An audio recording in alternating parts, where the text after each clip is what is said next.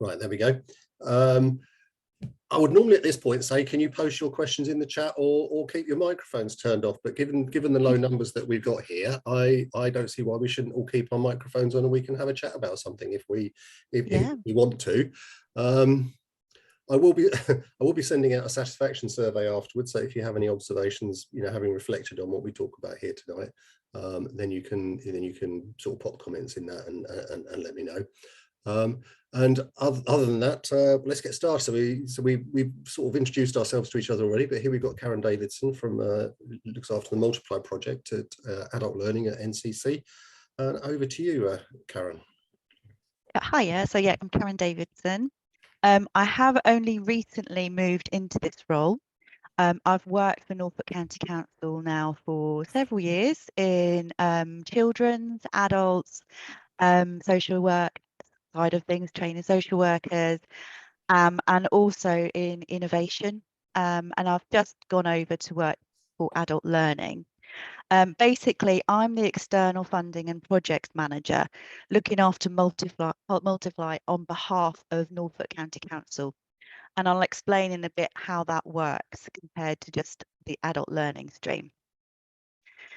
So in recent weeks, I mentioned my conference that I was at today. In recent weeks, I have been to several workshops and large meetings. And there's a lot of talk about transformation and innovation and improving outcomes for the people of Norfolk. I think that this particular project with Multiply sits alongside that. And I feel very fortunate to be working on the delivery of this programme, which is aiming to improve numeracy skills of adults in Norfolk. And it's under the umbrella of Skills for Life. So Multiply is a UK-wide initiative and is fully funded by the government as part of the UK Shared Prosperity Fund.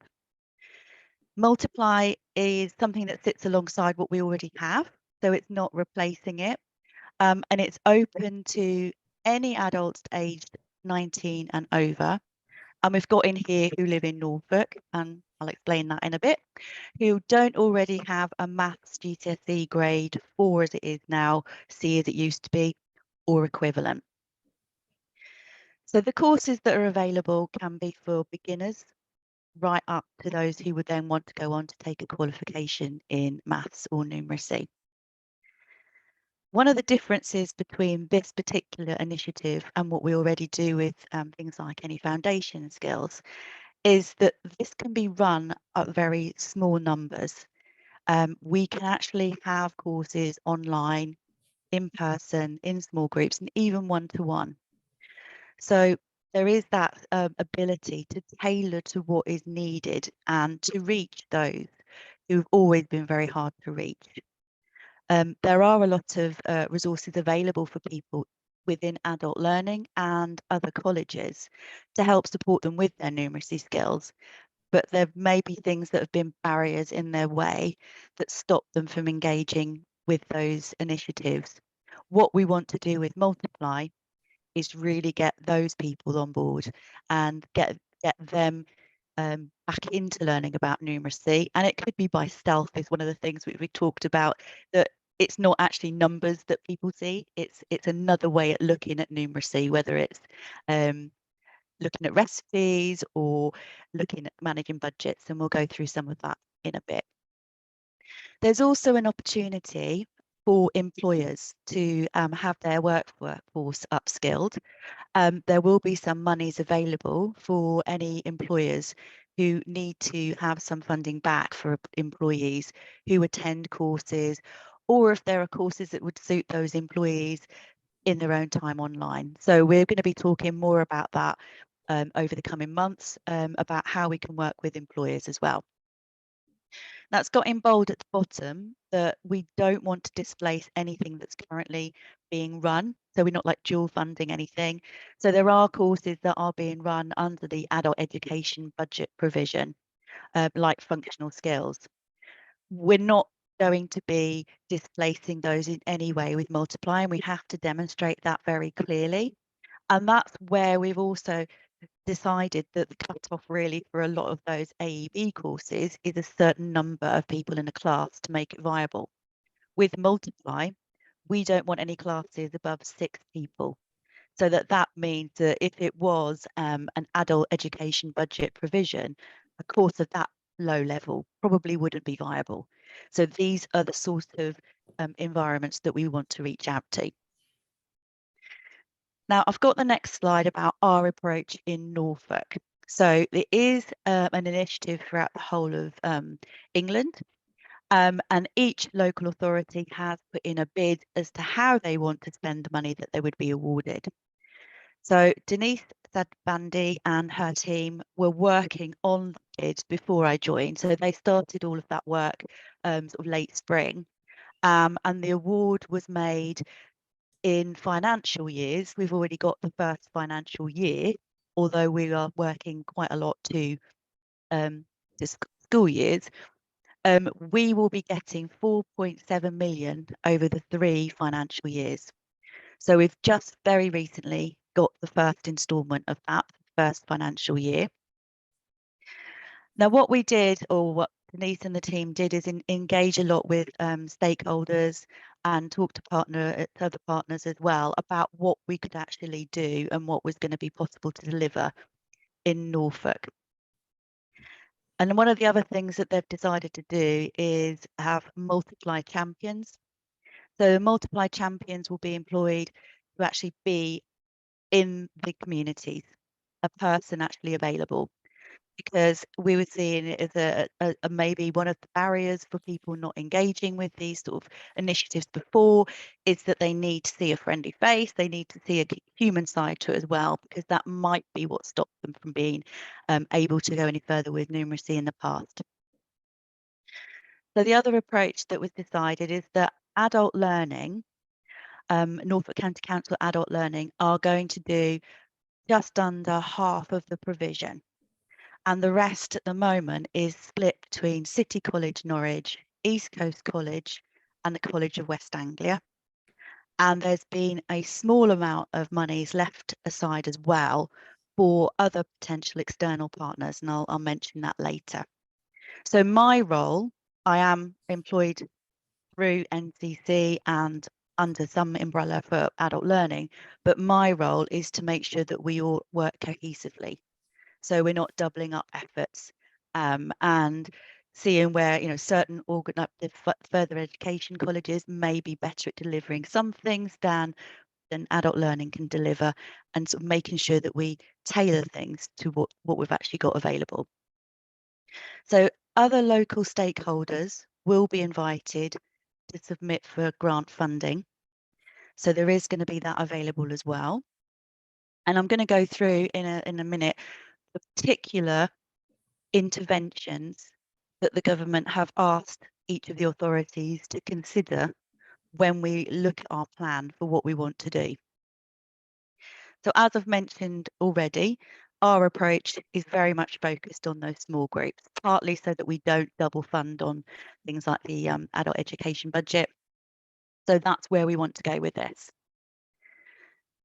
So what they came up with was a menu of interventions, and I'm going to go through the interventions that we've chosen. So there are 10 interventions that they wanted to be covered, and authorities could decide if they didn't want to actually target one of those particular interventions that's been listed. But in Norfolk, I think we've been really bold and say we want to cover all of them. So I'm just going to go through each of the interventions and just explain what we want to do with those particular groups. So the first group, the first intervention, is tackling where we've got no confidence with numbers. So it could be people that are very, they might have had a terrible experience at school, that the mere thought of the word maths just brings them out in a cold sweat. And they really need hand-holding. They may want one-to-one support. But we want to reach out to those and say, actually, you could start your journey here. We can support you with that. So there is an opportunity for one-to-one support if people need that. The second intervention, which we think is really, really important at the moment, is going to be courses or initiatives, because we don't have to just run a sort of structured course. It can be a group session that's designed to help people with numeracy to manage their money. So that's it. Again, it's not going to be like a formal maths class or a sort of formal numeracy program as such. It's going to be targeted around how they can manage their money better. And the thought is, with those first two interventions that I've shown you, that if you go along to something like that, it maybe then sparks the fact that you can do the numeracy, you can do more with it if you want to. The third one that we've picked on is working with employers. So one of them, I went along to a meeting a couple of weeks ago, and it was talking about our skills within Norfolk, and the fact that we do need to upskill quite a few of our employees to get them to that basic level. So this isn't necessarily going to again displace anything that's currently in place, but it could be that we can work with employers just to help them to cover the cost of their employees being upskilled with numeracy. The next one is courses that are aimed at people who need a maths GCSE to be able to get onto a particular career or job. And that will just give them an opportunity to then go on to do the full qualification. And then there's those who haven't got level 2 maths and they need to lead that on to a functional skills course that we can do intensive and flexible numeracy courses. So if they do, again, need one-to-one support, that can be done. Or if they want to do that work over a short period of time online in quite an intensive way, then that can be structured into things. The next one is courses for parents who want to increase their numeracy skills in order to help their children with their maths homework. So I know for myself, it's very difficult with new ways of learning how maths is taught to understand that. So one of the things that we want to do is reach out into the community and help those parents to help the children. And also the off-spin from that is increasing our Key Stage 2 levels in maths across Norfolk, which have been not actually been improving over recent years. Now this intervention, I think would be, I'm really, really keen to get something moving on as well, is numeracy courses aimed at prisoners or those who've been recently released from prison on temporary license. So it might not be a straightforward thing of like going into prison, but talking with different voluntary groups, there could be a way that we can help those particular individuals to upskill to get into employment or to help them to get onto the next step so that they can get a qualification. Then we have those who are 19 plus who've just recently left care, to give them extra support. So at the moment, it's like maybe talking to the Preparing for Adult Life team within Norfolk County Council, seeing where we can actually tailor some courses to fit those individuals. Now, this is one as well that is more sort of relevant to yourselves. It's about working in partnership with communities. And really getting out to those that are hardest to reach.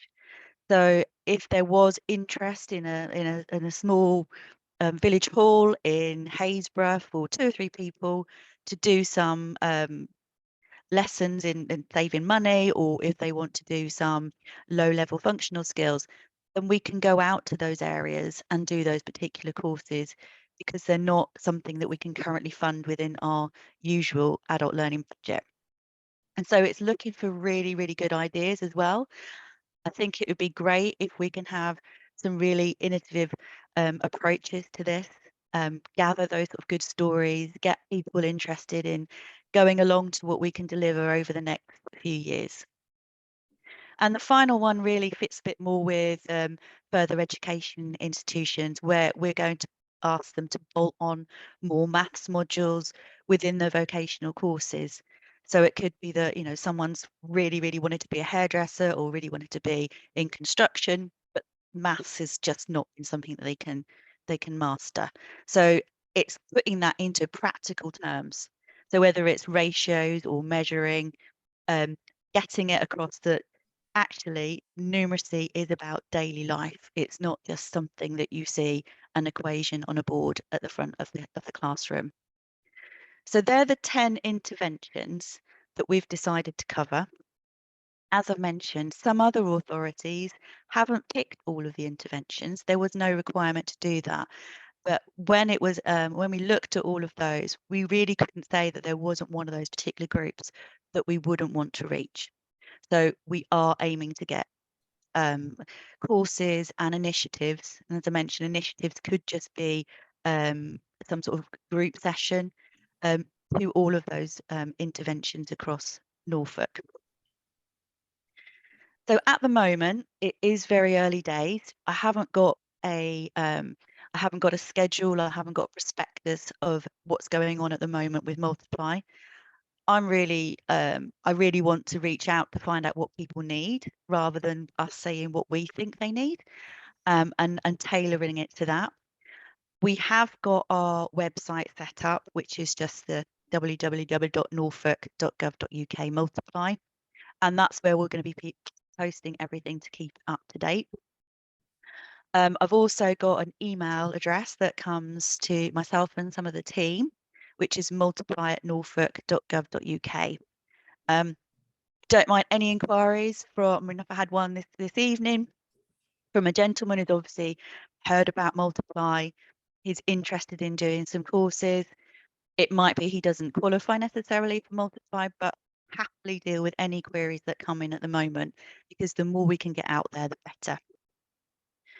So just to remind you that Multiply is for adults aged over 19.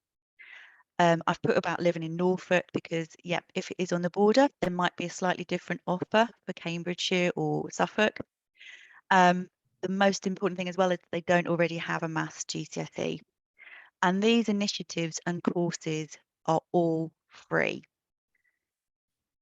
So I'd like to say thanks for listening to me this evening. Thanks for your time. I'd like now to spend some time maybe thinking about any or answering any questions you've got, and thinking about where you can see these type of interventions helping your parishioners, and just finding out from yourselves if there is anything that you feel would benefit from some of the Multiply funding that we've got, if there are any particular organisations that you think could run any courses or initiatives. So over to yourselves. Right. Do you want to stop sharing your screen, Karen, and then Yeah, of course I can. then we can all see each other? Yep. That's better, rather than in little postage stamp sized images. Right, Margaret. So, have you got any questions to start with? Can I just clarify something? Mm-hmm. I'm the cabinet member for County Council. I'm responsible for 14 different services, and adult learning is one of them. So Yep. I was part of the steering group that set all this up, and I really came to see what other people were going to say, and to listen to how it was presented. So how do you feel it's sort of shaped up from when you had your early that conversation? sounds really good. Yeah, and I'm really pleased with what you're saying and how it came across. Yeah. And it's everything that we worked on. Yeah. And we were even talking about things like, well, we could encourage teenage boys, and well, I know that we're 19 plus, but who in the pub, because we could get them to play darts, and Yes. they might want to learn numeracy for playing. So we came up with all sorts of things that they might be desperate to learn to do numbers better with, things like that. Mm-hmm. But I really wanted to see what parish council, because we didn't know how else to get it out to people. Yeah. So we were really keen, because I also come along to the NALC board meetings. So we do work closely with NALC as well. So I feel a bit uncomfortable, because I really came to hear what other people really wanted. Yeah. Yeah, it's a shame a few more people didn't turn up. As I said, there were quite a few more than this actually registered, but it's a great point to raise about the self delivery of numeracy, about actually letting people. One thing that you mentioned there with darts. When I did used to play darts many years ago, I did play darts, and it was mainly because it was a sociable thing with them. Yeah, anyway, Yeah. I Yeah, could yeah, never. my husband's just gone off to his darts. They start the new season tonight, you know. Oh right, okay, yeah. I should have brought my award here. I have actually got an award, and I was the queen of the double one. It always ended double one, so I wasn't that good. It really wasn't that good. But there was a huge skill. I used to dread if I was asked. I've got a Right. maths A level, but I used to dread if I was asked to go and keep score and add up and take away. But there's people who do that in the pub, and they wouldn't think they're any good at maths at all. Yeah. You know, it's just like getting that across, isn't it? That actually you do know it, but you might not know it how you were taught it years ago. Yeah, so I'm interested, you know, Sue, in your area, can you think of groups where we can get this out to people? You know, it's just trying to work on it is like helping the parents help their children with maths and things like that. We thought were really, really important.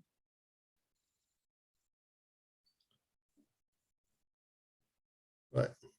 We'll leave you to think about that a little bit, Sue, shall we? Having said, just reminded me as well that because we want to get things moving, and we want to get people hearing Multiply and know what it's about, we are actually taking some little activities into the libraries over half term. So Yeah, that the is going to library's be. another one of mine. Yeah. Oh right, okay. I love Yeah. the libraries. I love the Another one libraries. I-14. Yeah. So yeah, that's what we do. So yeah, we're hoping to get that started. I am And also. it will tie in with the warm library, the warm hub things. You see, where hopefully more people going in. Well, one of the discussions that Karen and I have had, or a sort of three-way discussion, is as part of the warm spot funding that's being offered by NCF. They're putting together a welcome pack for people who are looking to set up warm spaces. Yeah. And it's been suggested that perhaps we could put something into those welcome packs about the Multiply offer. Yeah. Because I know talking to people from the other side, when we're actually talking about setting up the warm spaces, we don't just want to set it up as a blank room where nothing's happening, and people go along there, they get bored, or they think, oh well, this is just charity, and then that starts to set up a whole sort of negative cycle. If they get the feeling there's something else that's useful going on at the same time, it might persuade them to stay a bit longer. You know, and they can kill two birds with one stone. They can both go into a warm space and you know, not be worrying about their own heating, and at the same time improving their skills. I think there might be things. Sorry, I would say there might be things in like men's shed things, you know, where they get together to learn to use tools and that, but they might need skills in measurements and working things out like that. So it's just finding all these little places where people might be going to learn skills, but they might need maths alongside it, because in these days you need maths and English for more or less everything you do, don't you? Yeah, definitely. And I think with the warm spaces, another idea that we've had is possibly with cooking for a certain amount of, you know, cooking a meal for a family for like £1 a head or for £5 for a meal, is working that out. And a sort of more even out there idea that's been suggested is going along to places like Slimming World, and speaking about, you know, how you would do the ratios of menus if you want to ratio it up or if you want to ratio it down, how do you work that out? So I think the more ideas we get, the better. And certainly with regards to that email address that I put on screen earlier, anything that we get through, I'm sort of gauging then where we need to set things up. I think ideally I'm not actually out and about. We're going to get our Multiply champions, and it would be them that are on the ground finding out what people really are interested in, because we could put on the most fantastic schedule of events and fantastic courses, but if we've designed them and not had any input from the people who are actually for, then that's not going to make any difference from what's been done in previous times. So I think it's really important to listen to what the ideas are, and give it a go. I mean, if we try something and it's not as successful as we'd like, we've tried it, and then we can try something else as well. It's learning lessons from what works and what doesn't, Mhm. and adapting to that. So that's Yeah. how I see it going over the next few One years. thing is I had wondered, and given the sort of situation that Sue's in, but being quite close to the sort of border with another county, has there been any discussions about sort of cross-border joint working between different county organisations? Well, as far as we all work at the moment, we sort of all in partnership, understanding what's expected from Multiply. So we definitely have communication links with other authorities to know what they're doing. With Cambridgeshire Border, they haven't actually, I don't think they've outlined exactly how they're going to work things yet. But one of our partners is the College of West Anglia. So we have had discussions with them about, you know, if you're putting on some of these initiatives or courses, how would it, Yeah. you know, how would you work out what you would do if you've got half of the people in there whose home address is in Wisbech, Yeah. and they come along here. Well, I have to say that was what made me think of that, really, because my son's over in Cambridge at the moment. When I go over and visit him, you know, I have noticed that there is a College of West Anglia in Cambridge. They have a premises Yeah. there. So, you know, you've I got think institutions there that are straddling the border. I was just wondering whether any thought had been given to doing sort of border straddling initiative, or if something came up that could do that. yeah, I think that it definitely could potentially happen in areas like that, and that's what we'll need to find out as we start rolling this out, what the sort of demand is, the ratio between the two counties. And same thing with Suffolk. If you're talking about East Coast College, they're going to have that with Suffolk as well. Yeah. For my understanding, if there is an agreement to give some funding for Multiply, and in College of West Anglia, for example, somebody fit the criteria and they could say, well, you know, we're going to get our money back for that particular person because they're in Norfolk, they're over 19 and they don't have a GCSE in maths. If they've got that equivalent who lives in Cambridgeshire, then instead of asking us to support that, they'd have to The go to funding that goes to Cambridgeshire. Cambridgeshire, yeah.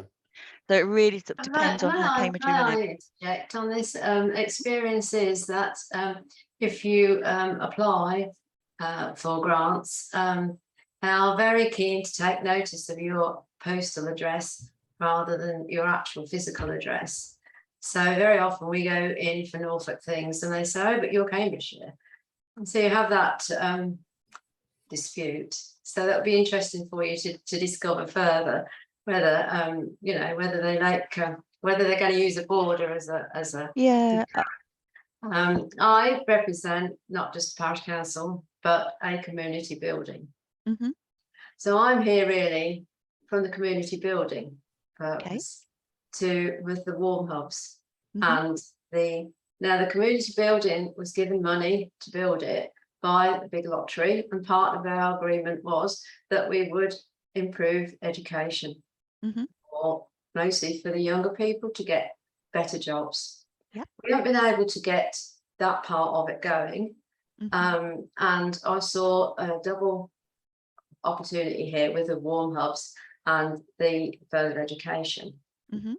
We have facility that has a catering kitchen, which we do use for our tea room, but it can be made available. We also have farmers markets on alternate. So we've got one coming up this month.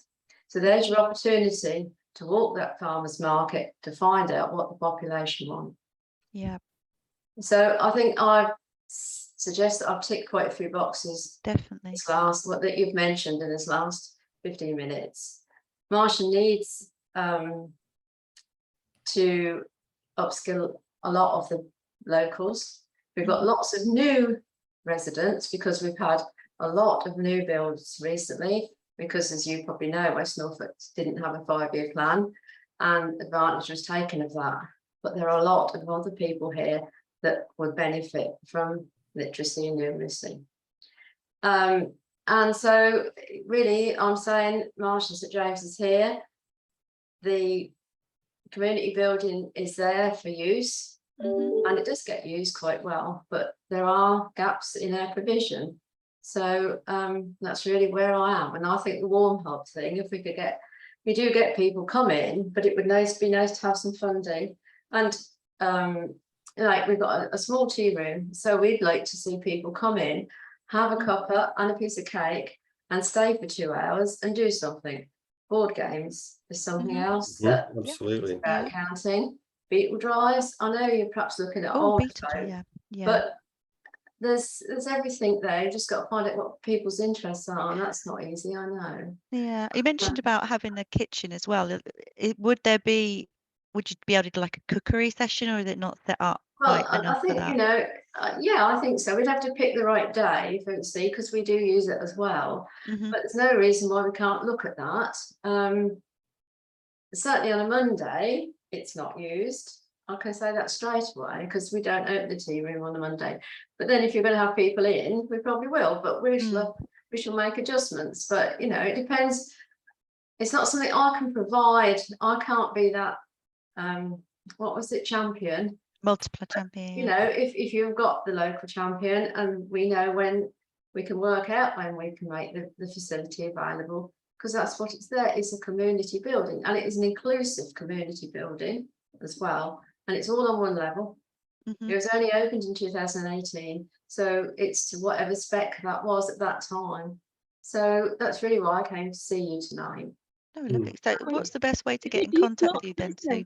Sue? Yeah, well, you can, I suppose, email me really, and then I can pass it on to we've got someone who manages the building most of the time, but there is 2 or 3 volunteers that support that as well. So yeah. If you've got lots of new houses, you've probably got younger families or people with younger children. So the providing help for people to help children with their homework, because there are new ways of doing maths and things, might be something that would go down quite well in your area. Yeah, but I'd like the families to come in, because it's true what you say. Granny certainly couldn't help the grandchild with their maths homework, because it'd be completely different, as you say, to how we were taught. So it's a family thing again. It's about inclusivity really, and then you know we've had one young man who's been a volunteer with us, and he's autistic, but we've made a difference to him, and we haven't really taught him anything other than to serve people in the tea room. But then he's been using the till and all sorts of things. So there's every opportunity in that building for everyone, really. Yeah. And if you have like preschool, because I was involved in preschool and children's services and things, and the first 5 years are the most important. So again, getting parents to understand how they can help their children learn about maths, the simple things, because you know, a lot of the childcare centres and things have closed, and sometimes people want somewhere to go, and if they came along to your building and just a group of them learn how to engage their children in simple things that help them learn to count, well, you know, that gives them a really good start. Yeah. So if you want to look at the building, there is a website. It's Marshland Hall and Tea Room is the working title. But of course we are in the west of the county, but you know, I do say that we do struggle sometimes, because grant providers see us as Cambridgeshire, but that's just a postal address. okay. Is that because you've got a PE postcode, Sue? Yeah, PE 14, you see. Yeah. Well, I used to live in the south of the county, and I had an IP postcode, so people often confuse me for being in Suffolk. So yeah, and yet Hunstanton, their postcode, well, Kings Lynn postcode is PE 30. Yeah. You know, but, anyway, that's beside the point. But yeah, you do need to be able to cross border with those funds, definitely. I know we've got the College of West Anglia in Wisbech, and like you said, at Milton as well, which is close to Cambridge, isn't it? But I don't mind, as long as you give us some money if we've got a good cause. So I don't really know, have you actually applied to the Norfolk Community Foundation for the Warm Spaces funding? No, again, I came along to see how we would do that. So we I did send out a newsletter which had a link to take you to the relevant place on the NCF website, because they've got I think they've got it's either 2,000 or 2,500 they can offer to help people set up warm spaces. So yeah, okay. worthwhile having a look. So if you like, what I'll do is I'll it may have got lost in spam or something. I'll resend that information out to you, so you got Yes, that. that'd be good, thank you, yeah, because I can pass it on to them then, Yeah. Okay. Yeah, we don't really know yet who will be needing the warm spaces. It's sort of, you can't say it's just going to be older people. It could be families. I mean, Well, like, it to could be be honest, any. you know, because we're sort of all guessing somewhat about what energy prices might be like, and I was mentioning to you earlier, Karen, I was on a cost of living webinar earlier today, and they were talking about food price inflation being upwards of 20% at the moment.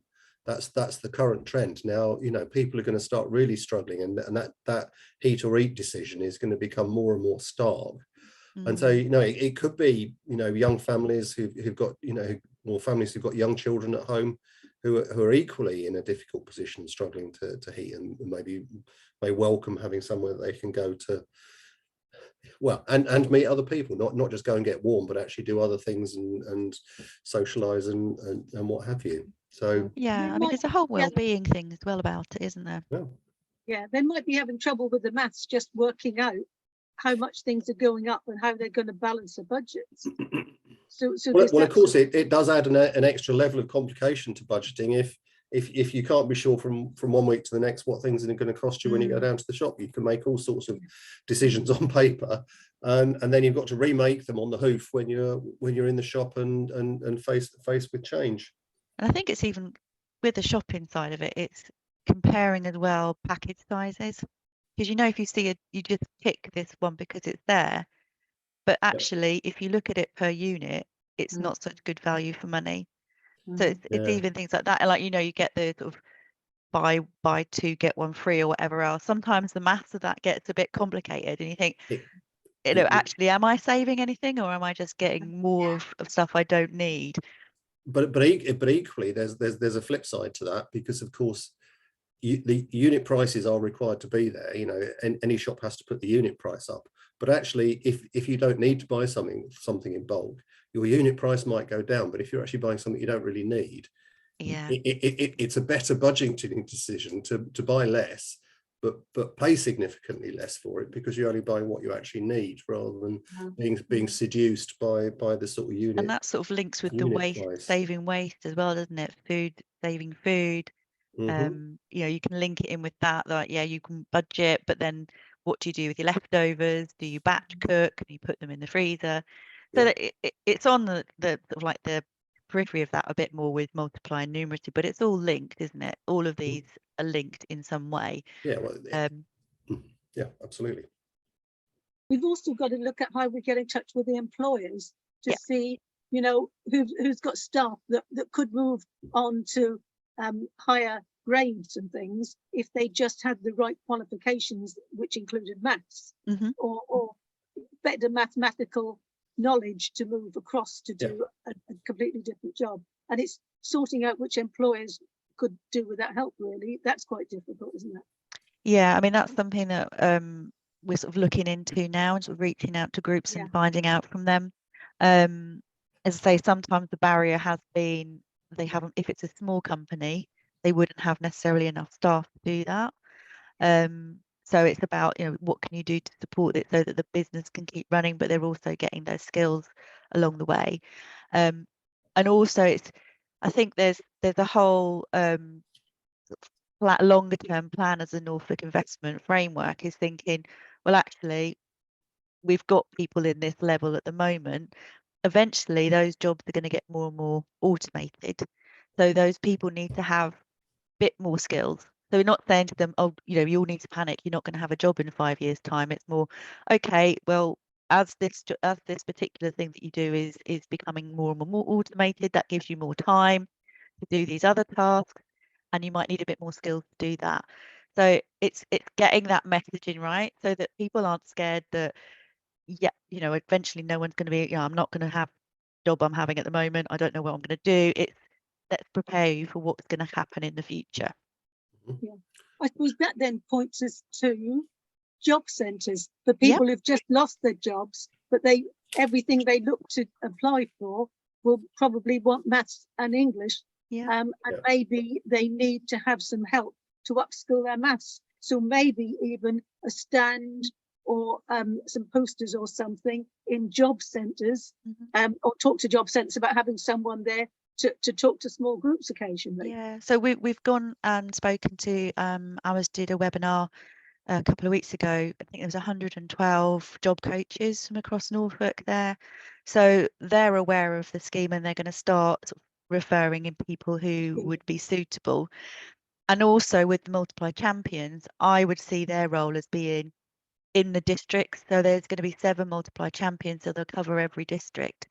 So they can actually, actually be involved in what's going on in the job centres and think about it a bit more. Where do we need to target, because they haven't been involved in it so far. So we're going to try and coordinate it so that we've got that across the whole county going in at that level. So then in somewhere like South Norfolk, because of the help hubs where they've got police and trading standards and adult services and children's services, all sorts of people all together, so that any calls that come in, there's someone available to offer some help.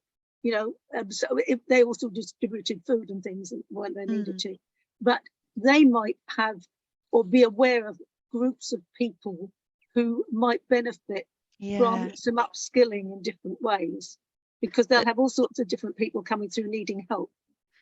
And also the refugees coming in.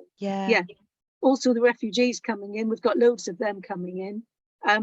So it might be that they need some help. Yeah, there's been talk from a few of the colleges who with their ESOL program, so that they're going to see if we can tag onto that some numeracy skills as well. So that will sort of tag alongside. I don't know quite how they're going to make that different to what they have already available for AEB funding, but I would imagine it would be the small groups, because that would straight away get around that if you keep it as a small group and you're going through numeracy. I don't know if it would be beneficial, but another thing I was thinking is if it is to Ukrainian refugees, that they actually taught maths in Ukrainian rather than English, because they can get the principles across better with that. I don't know. It's seeing what's needed. We've got translators in places like that. Yeah. So there's lots of opportunities, and I think if we can, I would really like this time next year that we've got loads of really good news stories that we can talk about, where things have actually helped individuals and given some more drive for the community. We've got so many bad things that are going on at the moment. It would be great if we could sort of lift things a bit with this particular program as well. Right, I was just trying to. I'm gonna have to go. Okay, Sue. Well, thanks for Thanks making for your time, time for Sue. us. Been nice Then to this see you. bit's over, and do get in touch if you think you can come along, Karen. That would be Or good. someone else anyway. All right. I'll get some detail. I'll go through Peter so that I get your details. Is that okay? All right. Then. Yeah, that's fine. Thank you. Nice to see you. Okay. Thanks. Bye. Bye. Bye. Bye. Bye-bye. Bye-bye. It's nice to meet you. It is very connecting, isn't it, when you can go online and you got all these different people from across the county. Yeah.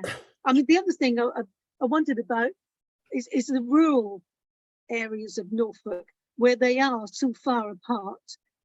It needs to be something like this, but there might be lots of people who need maths but aren't used to mixing in other groups or whatever, but could do with it for, I don't know, working on the farms or whatever. Yeah. So there might be worth talking to young farmers or something like that. Yeah. Yeah. Well, I mean, and for, I'm sure it must be possible for sort of communities that are a long way apart, where you perhaps got one person here and one person there, whether you could do it via Zoom or Teams or something. So, the online offering could, because if you've got a good, someone who's, I actually speak as a qualified maths teacher here myself. So if you've actually got somebody who's good at explaining principles, it can really bring it to life in a way that's I still don't believe software can in quite the same way. And and with sort of widespread community, it can be difficult to bring people together. But if you can sort of do it via via meeting software, then that might be possible, because I think, I mean, there's changed a lot of things, because during COVID, when we had to put all the adult learning courses, about 200 of them, all online. And at one stage, there was a yoga group that used to have about 10 people, and it had 149, you know, Yeah. because they were all Yeah. online and they all joined in. So, Yeah. you know, there are benefits. It's just seeing where, but finding out where the people are who need this help. Mm. That's what we need. And I was hoping there'd be loads of people here from the different parish councils who would have different groups to give us some ideas about where to go next, to be honest. So I was really hoping to listen to see what sort of ideas were coming Ideas, out. yeah. Yeah. It doesn't stop Yeah. the fact that people can still have ideas as well, and drop the line to me and Yeah. see what we Yeah. can do. I think definitely open to that, very much so. And I think what I'll share with you as well, Peter, is going to be where we've got the link to say that anyone's interested in applying for funding because they think they can run some sort of initiative or a course or however they want to sort of word it. We're going to have an expression of interest, proper bid pack that will go out, but this is initially just to say we'd just like to get some more information. So I can send you that link so that you've got that. Yeah, I can certainly put something in a newsletter that I send out, and possibly put it as a news item on our website. And I really would like some I think it'd be great if we can get some really out there ideas about what would actually make a difference. So very much so want to have any sort of any ideas that people have got, just to see if that is something that we could do. Yeah, that's brilliant. Thank you for what you're doing. It sounds as though it's really gonna, the way you put it across, I mean, that sounds as though it really take off. Yeah. Just to pick up, what are the sort of things that can be funded? So you know, if someone puts in an expression of interest, are there any limitations? You know, I mean, is it, you know, can it pay for, you know, somebody's time to do something? Well, if somebody yeah. in a community has a particular set of skills. I mean, it's basically if, say, for example, we've got our list of interventions that we want to cover, and I'll go to the prison one just because that's one possibly that's going to be more difficult to get covered. So if we get somebody say, well, we're interested in doing something with people who've recently left prison, it could be a charity, and what they want to do is they're going to cover like the cost of where they're going to go, the hall they might use for it, or the tutor time, and then they can put in a bid for that like you would normally put in a bid, just you know, sort of say what they plan to spend the money on. And as long as when it comes to the reporting that we have to do, they can demonstrate that they've actually reached a particular number of learners, and it's, you know, we haven't got an upper limit. It could be they say we're anticipating in the first year, actually we're going to be really conservative, we'll probably reach 5 learners. It would just be at the end of that first period, if I keep in regular contact with them, they can back it up to show that they've actually had 5 learners that meet that intervention. So it's, as far as I'm aware, it's, you know, it's as flexible as that. And so that's that is pretty flexible then. I mean, it's, you know, because you do sometimes see, you know, I've seen some grant funding pots where they'll say, well, we can't pay salaries, or we can't pay transport costs, or you know, we can't pay this, we can't pay that. But it doesn't sound to me like, as long as you can evidence the impact, as long as you can evidence that you've reached out to a group that wouldn't otherwise have been contacted, then you know. Yeah, and that we are And still if trying to find out how we spend 4.7 million, we've got to move it, haven't we, over 3 years. Yeah, you have, and yeah, it is important to start spending it quickly, because we sort of thought we were going to get the money a while back, and it's now arrived in September, but we've got until the end of March to spend a year's worth practically. So it could be that first, it's going to be trying and testing things. I think that I'd really like to see that approach. I mean, we may not spend out so much in the first year anyway, because it's getting things off the ground, but we still want to make sure we make the most of that funding. You know, absolutely. It'd be a shame to have to send some back because we weren't able to spend it. We do try and spend it. We definitely want to do some work with the warm spaces, and it's just working out. I think that the difficulty is just working out how you can link it. So if you have to demonstrate how the funding was used for Multiply, you know, it's not just a case of we've got this pot of money, we'll give it towards Spaces. We've got to show that actually that's how this the part of the numeracy comes initiatives. in. Yeah. So sort of thinking about things like cookery, managing a budget, and like I say, even board game, any numeracy based games and darts, then there is that link there. Or if with the libraries, we're trying to run these courses over half term, getting like saying we're giving you some money towards the resources to be able to put this on as well. So it's sort of up in the air at the moment. Can I just say, in the libraries, we have the summer reading challenge, which is a national thing where they have to read so many books. And then, I mean, over the last couple of weeks, we've been presenting the certificates and medals for the ones who've read all the books, or you know, so many books and things. I don't know if I should say it, but do you think we could put something together along those lines on numeracy? Do you think we're definitely looking at it? You know, even if it was doing the books or being able to do, I don't want to say a test because there's nothing, but you know, something at the end to show that they've learned numeracy. We definitely want to do a maths challenge. That's something that we're working on now. So if I talk to Jill Tyrrell, Jill's been, we can do that. But Jill, we've already had some communication with Jill about it. We've set something up. But I think again, it's getting it right. So it's showing that it's for the adults, because although we might say, well, we're trying to reach the parents to help the children. So it's about the adults learning to teach children. So it's getting that element right. I mean, one of the things that I was wondering is if there were, because you know, if you've got busy parents, I don't know if you've done things like Wordle, where you have like a word that you have to do every day. There's a different little challenge. There are ones that are for maths, as well as one called Nerdle, which you can do maths challenges for. If we could do something like that, that would be really good, just to get people hooked in thinking about math, because it's also, I find that after I've been doing things like this Wordle and Nerdle for a while, you find out that there's patterns there yourself, and you're starting to get better at it the more you do it.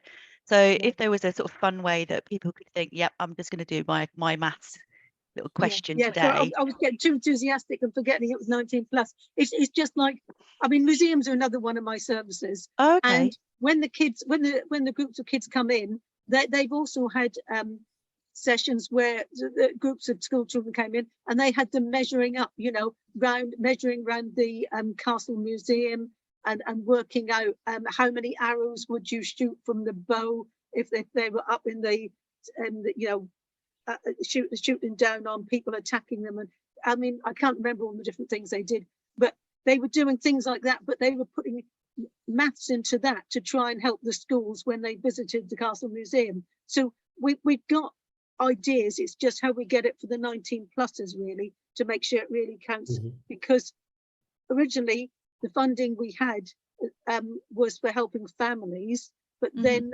government changed it and said this all has to be about skills for employment. So we've got skills for employment, and the Multiply thing comes along with, you know, getting the skills for employment and things really as well. But it's good that we've still got that intervention in there about helping parents to improve their children's math skills. So there is that group. You know, we might find as well in the first year that we've got with those 10 intervention, but we want to cover all of them, but some of them are more covered than others. And then it would be like in the following years, actually we've really done quite a lot of work with that. We want to move on more to what we can do with embedding more maths modules into vocational courses. So it's quite a sort of iterative approach with it that we're going to take, and really, but I think it's good that we've got all of those 10 interventions, because it can really sort of give us that breadth to reach out and to try lots of different things. Pete, you said you taught maths. Have you got any ideas, you know, from your experience that would help get this out there and get different age ranges involved? Well, it comes back to what we were discussing before, because in a sense, the group you're trying to target are ones that sort of traditional maths teaching have sort of failed. Yeah. That you know, who couldn't get on with the sort of traditional way of doing things. So it's a way of trying to get the same principles or the same ideas and sort of sneak it up on them without them realizing what's going on. And indeed, for some people, particularly older people who were taught in that very traditional fashion, like I was, that actually the new ways of doing things Might be good for them. might actually make some of those skills more accessible, because that's why they've been devised for young people, because the theorists in mathematical education have looked at it and said, well, actually, this is a better way of understanding these underlying principles and creating a tool that's usable, because it's about actually creating functional math skills, isn't it? Actually, you don't want people who can talk knowledgeably about maths in a theoretical fashion. Yeah, you don't want pure mathematicians. You want people who've got skills where they can count and they can budget, and you know, they can do those basic things of that we come across in everyday life. So in a sense, I suppose I think one of the big potential areas really is to try and persuade parents and grandparents, if you come along and do these types of, I hesitate to call them courses, but if you come along and try and pick up these skills yourself under the guise of being able to understand and help your children, grandchildren with their homework that they're having to do because they're in school, but actually at the same time you pick up those skills because you can't contribute if you don't understand it, you can't contribute. And the truth is, if you can actually, as you suggested, Margaret, actually getting people to parents at preschool level, where actually you're starting off at a really, really basic level, because there's I have to say, many years ago, I actually had a student when I was teaching in a school who couldn't count past 4. She was 15 and couldn't count past 4, and she didn't have any sort of low level of intellectual attainment. It's just I think years ago she just set up this huge barrier. I can't do numbers. I don't want anything to do with them, and completely. That's why it's got to be fun and relevant. Yeah. But for somebody who's like that, and I'll admit they're quite rare, you've got to really go back to the basic stuff that you would do with a very, very young child. You know, counting. You know, looking at coins. You know. They use Lego a lot now, don't they, with very young children? Like they build, I mean, and numbers become a physical thing. So you talk a lot now about people's learning styles. There was nothing like that when we were taught in school years ago. It was like literally you get a book read to you and that you learn through listening, or there wasn't so much of that engagement. So maybe as well with some of the parents and grandparents having the opportunity to think about maths more or think about numbers as a thing, because they get them to build like Lego number lines and construct things. That might also be the sort of like the switch that goes on, like that's the way that person learns, very sort of touchy-feely kinesthetics, or it's about doing. So absolutely, it's how do we get those people were the ones that we want to reach and get interested in it and see where it goes from there. Yeah. And there's no upper age limit on it. I mean, that's the other thing. There isn't really anything to say why we couldn't go to all spaces where there are an older population possibly going. Again, it's hard, you know, we're surmising that that's going to happen, but we don't know yet.